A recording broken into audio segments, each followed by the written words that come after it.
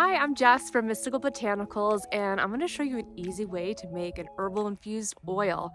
All you need is some dried herbs. Today, I'm going to be using the leaves from my lavender farm, and you also need a jar to store your product.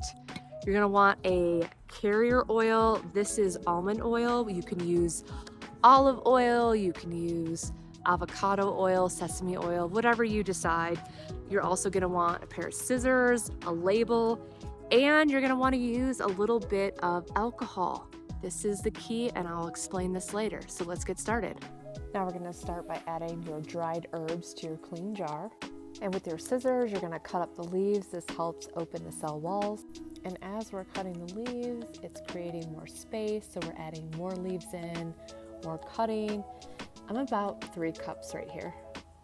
The next step is we use our alcohol. I'm using about 50 milliliters per 3 cups of dried herbs, sprinkling it around, shaking it up. This is crucial to making your oil just super potent. It opens the cell walls, extracting all the essential oils, these beautiful compounds to make your oil just smell so amazing. And you just want the alcohol sprinkled in. It's not saturating the plant, as you can see. Now you're going to add in your oil, and you want to make sure the oil completely covers the plant material. When the plant material is fully covered in oil, you're going to give it a shake. You're going to put the label on it so you know when you started it, what's in there. You'll store it in a cool, dark place. Give it a shake every couple days, and then strain it in 4 to 5 weeks.